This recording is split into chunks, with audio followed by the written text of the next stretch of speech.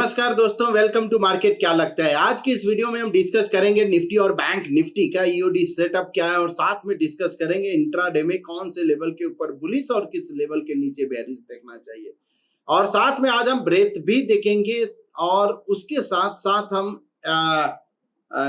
दो स्टॉक भी देखेंगे जिसका चार्ट सेटअप मुझे इंटरेस्टिंग दिख रहा है। तो सबसे पहले स्टार्ट करते हैं निफ्टी से।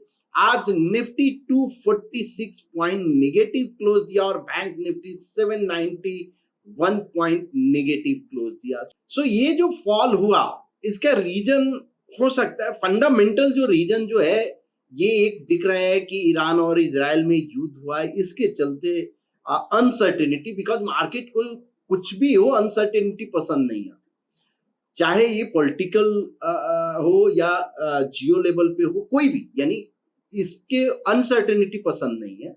सो इसलिए ये एक फॉल हुआ, एक फंडामेंटल रीजन हो सकता है, रीजन है। बट अगर टेक्निकली अगर हम बात करें तो लास्ट वीक में ही हमने एक जो मार्केट क्या लगता है में वीडियो में हमने डिस्कस किया था कि ब्रेथ जो है ये इंडिकेट कर रहा है कि एक आइदर प्राइस करेक्शन और टाइम करेक्शन दिख रहा है। उसका रीजन क्या था कि प्राइस ऊपर जा रहा है और ब्रेथ जो है सपोर्ट नहीं कर रहा है, मतलब पार्टिसिपेशन वो स्ट्रांग नहीं। अब पार्टिसिपेशन स्ट्रांग का मतलब क्या होता है कि जब अगर जिस साइड अगर जाता है, लेट से अगर मार्केट का प्राइस जो है अगर मूव नीचे की तरफ आ रहा है, इसका मतलब ब्रेथ को भी नीचे आना चाहिए, करेक्ट। इसका मतलब पार्टिसिपेशन है। अगर नहीं अगर आता है तो हम क्या बोल सकते हैं कि ये वीक सेल, करेक्ट, कमजोर सेल है जिसमें कुछ स्टॉक ने ही नीचे की तरफ लेकर आया, मेजर पार्टिसिपेशन नहीं। वैसे ही अगर अपसाइड की अगर हम बात करें तो लास्ट वीक क्या हुआ था कि प्राइस ऊपर जा रहा था, निफ्टी ऊपर जा रहा था, लेकिन ब्रेथ जो है वो सपोर्ट नहीं कर रहा था। इसका मतलब क्या है कि कुछ दो चार स्टॉक जो है वो निफ्टी को ऊपर की तरफ खींच रहे थे, तो मेजर पार्टिसिपेशन क्या हुआ, नहीं हुआ, अपसाइड की तरफ नहीं हुआ। मतलब जो ऊपर के साइड जा रहा है ये पॉसिबल कि ये फॉल्स ब्रेकआउट है, फॉल्स मूव हो सकता है। तो इस तरह से आप डिटेल वीडियो जाके आप देख सकते हैं, डिस्क्रिप्शन में हम लोग दे देंगे कि वीडियो का लिंक, तो आप जाके देखिए कैसे ब्रेथ आपको रीड करना है। तो करंट सिनेरियो की अगर हम बात करें तो निफ्टी जो है अभी सेटअप जरूर आपका न्यूट्रल हो गया है, बिकॉज हाई पुल हो गया है और यहाँ पे प्राइस अभी भी मूविंग एवरेज के ऊपर में है। बट एक चीज जो मुझे जो दिख रहा है, अगर आप एंकर पॉइंट इस कॉलम से लेकर और ये कॉलम तक अगर आप ड्रैग करेंगे तो कहीं ना कहीं मुझे 20, यस, तो ये एक्सपेक्टेशन था मेरा कि ये पॉसिबिलिटी है जहां पे 18,000 से लेकर और 22,700 के बीच में, यानी 22,040, सो 22,050, ये एक एंकर पॉइंट है जहां पे मैक्सिमम टाइम प्राइस रिविजिट किया। तो ये एक एज ए सपोर्ट कर सकता है, मतलब पॉसिबिलिटी है कि प्राइस यहां पे आके एक पॉज ले। उसके पहले एक पॉज एरिया क्या हो सकता है, 22,170, जो कि मूविंग एवरेज का एक सपोर्ट है। सो 175 से लेकर और 22,000, सो 22,000 से लेकर 22,200 के बीच में पॉसिबल है कि वहां पे प्राइस एक पॉज ले। अगर 21,900 और 21,750 के बीच का जो ये बैंड है अगर ब्रेक कर दिया तो पॉसिबिलिटी है कि अब यहां से एक जो डाउन ट्रेंड आपका स्टार्ट हो सकता है। इवन 21,900 के नीचे अगर जिस दिन भी क्लोज हुआ तो पॉसिबिलिटी है एक डाउन साइड ट्रेंड स्टार्ट हो जाए, तो उस पर आप नजर रखें। बट फिलहाल सेटअप न्यूट्रल है, सो यहां पे आपको कोई जल्दबाजी नहीं करनी है, ना तो बाई में ना सेल में। जब सेटअप न्यूट्रल होता है तो अवॉइड कीजिए। क्या करना होता है इसमें, अपना टर्मिनल बंद करो और कहीं निकल जाओ या दोस्तों के साथ बात करो। हाँ, अब क्या, अब पोर्टफोलियो है तो पोर्टफोलियो में क्या करेंगे, पोर्टफोलियो के लिए आपको स्ट्रिक्टली स्टॉप लॉस आप ऑर्डर प्लेस करके रखिए, जो भी आपका सिस्टम है उस हिसाब से। ऐसा नहीं कि आके कहीं पे भी जाएगा हम कुछ नहीं करेंगे, ऐसा नहीं होना चाहिए, स्ट्रिक्टली स्टॉप लॉस। ओके, सो अब देखते हैं निफ्टी बैंक का। निफ्टी बैंक का चार्ट सेटअप 0.15% डेली चार्ट में, अभी भी 0.15% डेली चार्ट में अभी भी यस सेटअप न्यूट्रल हुआ है। हाईपोल 47758 और यहाँ पे 8 अभी नहीं हुआ है, सो अभी भी बुलिश जरूर है। और यहाँ पे एंकर पॉइंट का एक सपोर्ट है, सो पॉसिबिलिटी है जो ये लेवल आपको 47,500 से लेकर और 700 के बीच में एक सपोर्ट ले सकता है। और अगर वहां से टर्न अगर हुआ तो पॉसिबिलिटी है एक बुलिश सपोर्ट। बट आपको याद होगा, हमेशा हम बोलते आ रहे हैं कि यहाँ पे डिस्पैरिटी हाई है। डिस्पैरिटी हाई जब रहता है तो रिस्क रिवार्ड फेवरेबल नहीं होता है, इसलिए वेट करना चाहिए कि हो सकता है कुछ प्राइस करेक्शन या कॉलम कंसोलिडेशन। अब यहाँ पॉसिबिलिटी है कि कॉलम कंसोलिडेशन हो, और जब कॉलम कंसोलिडेशन होगा तो आपको उसके बाद का ब्रेकआउट वो इंटरेस्टिंग होगा। जैसे यहाँ पे ये कॉलम कंसोलिडेशन हुआ, अगेन ये कॉलम कंसोलिडेशन, यहाँ कॉलम कंसोलिडेशन, ये जो दिख रहा है एक बड़े रैली के बाद कॉलम कंसोलिडेशन, तो जनरली ये होता है disparity. But overall chart setup अभी भी बुलिश है बैंक निफ्टी का ईओडी बेसिस पे। आप देख लेते हैं इंट्राडे लेवल के हिसाब से क्या इंडिकेट कर रहा है। तो यहाँ पे हम टाइल वर्टिकल कर देते हैं और यस निफ्टी का सबसे पहले लेवल की बात करें तो 22,600 के ऊपर अगर सस्टेन होता है तो पॉसिबल बुलिश अपॉर्चुनिटी, और 22,300 के नीचे अगर सस्टेन होता है तो आपको बेरिश अपॉर्चुनिटी देखना चाहिए। और फ्राइडे को यानी जो हम लोग संडे को कल हमने बात भी किया था कि अगर 22,800 के 600 के नीचे अगर सस्टेन होना शुरू हुआ तो आपको पॉसिबल है कि एक आपको बेरिश अपॉर्चुनिटी आपको मिल सकता है, और एक उसके बाद ये एक फॉल आपको दिख रहा है। अब बैंक निफ्टी की बात करते हैं, तो बैंक निफ्टी में 48,300 के ऊपर अगर बुलिश अपॉर्चुनिटी और 47,800 के नीचे आपको बेरिश अपॉर्चुनिटी आपको देखना चाहिए। अब देखते हैं निफ्टी बैंक के बाद फिन निफ्टी की बारी, और फिन निफ्टी में जो है 21,400 के ऊपर बुलिश अपॉर्चुनिटी और 21,100 के नीचे आपको बेरिश अपॉर्चुनिटी आपको देखना चाहिए।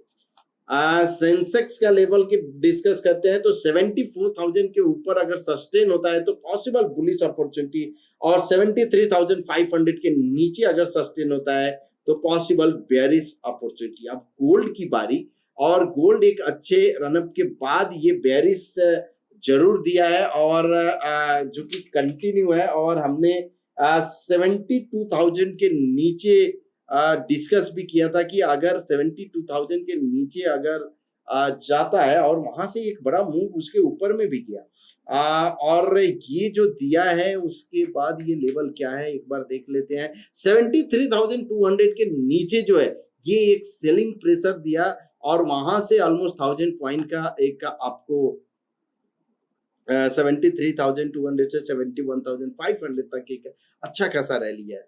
अब अगर हम लेवल की बात करें तो यहाँ पे जो मुझे 72,300 के ऊपर अगर सस्टेन होता है तो पॉसिबल एक बुलिश अपॉर्चुनिटी आपको मिल सकता है। 71,600 के नीचे अगर सस्टेन हुआ तो बेरिश अपॉर्चुनिटी देखना चाहिए। अब सिल्वर की बात करते हैं, और सिल्वर यहाँ पे सेटअप जो है 84,050 के ऊपर अगर सस्टेन होता है तो पॉसिबल बुलिश अपॉर्चुनिटी, और 83,100 के नीचे सस्टेन हुआ तो बेरिश अपॉर्चुनिटी आपको देखना चाहिए।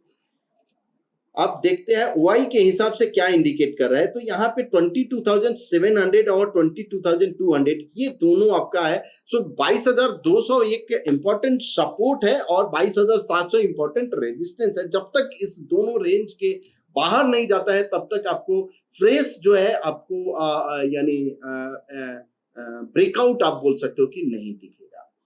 अब जोन में आता है, यहाँ पे ऑल एसेट क्लास अभी भी यस आउट परफॉर्मेंस जरूर कंटिन्यू है। यहाँ जेएस कंपोजिट और यूएसडी आईएनआर और गोल्ड तीनों में, so that will be a bad sign for the equity market, और आपको दिखा।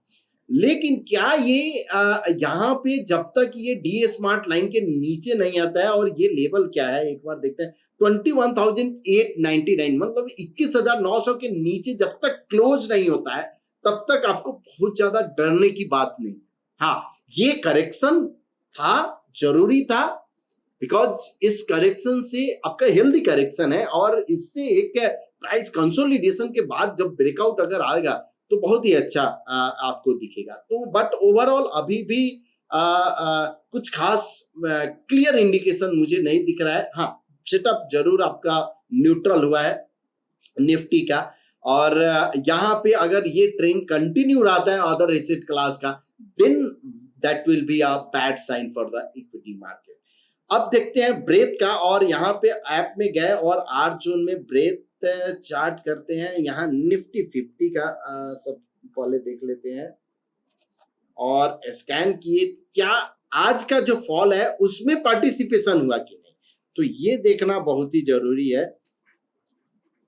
और यहाँ अगर हम देखें तो 56% पीरियड 70, इसका मतलब क्या है कि पार्टिसिपेशन हुआ है सेलिंग में। सो ओवरऑल निफ्टी 50 के स्टॉक नीचे आए, तो ये और है अभी भी इसमें चांसेस है नीचे आने का, पॉसिबिलिटी है, और 1-2 दिन हो सकता है कि नीचे की तरफ रहे, फिर से थोड़ा कॉलम कंसोलिडेशन और, लेकिन एवरीडे हम बात करते हैं आपसे, एवरीडे देखेंगे ब्रेथ क्या इंडिकेट कर रहा है, क्या कोई अपने को बॉटम फिशिंग का कुछ दिख रहा है। अगर जिस दिन भी दिखेगा जरूर हम आपको इंटीमेट करेंगे। तो ये रहा। अब अगर ब्रेथ जो है न्यूट्रल जोन में है, तो क्या मुझे कोई बुलिश अपॉर्चुनिटी देखना चाहिए, पहला क्वेश्चन ये। उसके पहले एक कमेंट आया था कि सर अगर आरएस चार्ट बढ़िया है, यानी RS chart is good, even price chart is also good, RS भी अच्छा है, प्राइस भी अच्छा है, लेकिन ब्रेथ जो है अच्छा नहीं है। अच्छे का मतलब क्या, शायद जो मुझे जो समझ आ रहा है, अच्छे का मतलब उनके कहने का मतलब है कि ब्रेथ अगर एक्सट्रीम जोन में है तो क्या करना चाहिए। तो दोस्तों, जैसा हम हमेशा बोलते हैं कि जब भी ब्रेथ एक्सट्रीम जोन में है तो आपको अवॉइड करना है फ्रेश पोजिशनल लॉन्ग। भले ही प्राइस ब्रेकआउट होगा, हो सकता है आरएस पे भी ब्रेकआउट है, प्राइस पे भी ब्रेकआउट है। अब आरएस पे स्ट्रांग है, इसका मल्टीपल रीजन हो सकता है कि आपका न्यूमरेटर जो है, इसका मतलब क्या है कि न्यूमरेटर जो है उधर ही हो, करेक्ट। अब जैसे एक एग्जांपल के तौर पे अगर हम समझाते हैं कि निफ्टी बैंक अपॉन निफ्टी 50, अगर उसका आरएस चार्ट अगर प्लॉट करते हैं तो क्या होगा, निफ्टी बैंक उधर ही रहेगा, यानी कुछ भी ऊपर नहीं जाएगा, और निफ्टी 50 अगर नीचे आया तो भी रेशियो क्या होगा, आरएस चार्ट पे आउट परफॉर्मेंस दिखाएगा, करेक्ट। अब बैंक निफ्टी भी नीचे आया लेकिन निफ्टी भी नीचे आया, तो इस केस में भी क्या होगा, ज्यादा नीचे आया तो उस केस में क्या होगा, तभी भी आउट परफॉर्मेंस दिखाएगा। तो ये देखना जरूरी है कि आउट परफॉर्मेंस किस कॉन्टेक्स्ट के अगेंस्ट है, करेक्ट। फर्स्ट, सेकेंड, अगर एक्सट्रीम जोन में है ब्रेथ तो हमको क्या करना चाहिए, अवॉइड करना चाहिए। अब ये स्टॉक आप नोट करके रखो, जब भी मार्केट यानी टर्न होता है, प्राइस रिएक्ट करता है निफ्टी 500 या निफ्टी 50, और ब्रेथ न्यूट्रल जोन से अगर रिएक्ट करता है, फिर आपको वो स्टॉक पे ध्यान रखना चाहिए, बिकॉज वो स्टॉक जब मार्केट फॉल हुआ तो वो स्टॉक गिरा नहीं, रिलेटिवली आउट परफॉर्म किया। तो जब मार्केट अगर अपसाइड अगर जाएगा with direction of that numerator, तो पॉसिबिलिटी है कि ये एक अपसाइड आपको वहां पे आउट परफॉर्मेंस ज्यादा दिखाएगा। तो होप आपका ये क्वेश्चन था, डाउट था, वो आपका क्लियर हो गया होगा। सो करंट अगर सिनारियो की अगर हम बात करें तो क्या कोई ब्रेकआउट ट्रेड जो है जहां पे उस पर जाना चाहिए, मेरा सजेशन क्या रहेगा, जब तक स्टेबल नहीं होता है निफ्टी 50, यानी जब तक कहीं पे भी कुछ बाइंग अपॉर्चुनिटी यानी बाइंग कुछ इंटरेस्ट नहीं दिखता है, तब तक आप थोड़ा होल्ड कीजिए, फ्रेश पोजिशनल अभी आप लॉन्ग के लिए अवॉइड कीजिए। क्या शॉर्ट के लिए किया जा सकता है, तो अब जो दो ये स्टॉक हम डिस्कस करेंगे, एक लॉन्ग और एक शॉर्ट के लिए, लेकिन क्या लॉन्ग करना चाहिए, नहीं, क्यों, ये इंपॉर्टेंट है। अब देखिए एक स्टॉक है जो कि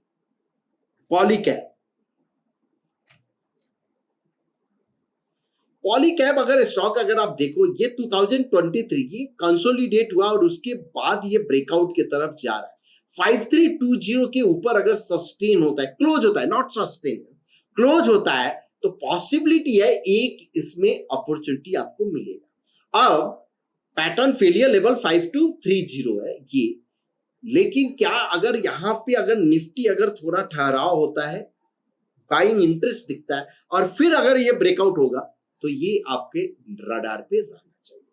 अनदर स्टॉक जो कि मुझे थोड़ा वीक दिख रहा है, बीसॉफ्ट।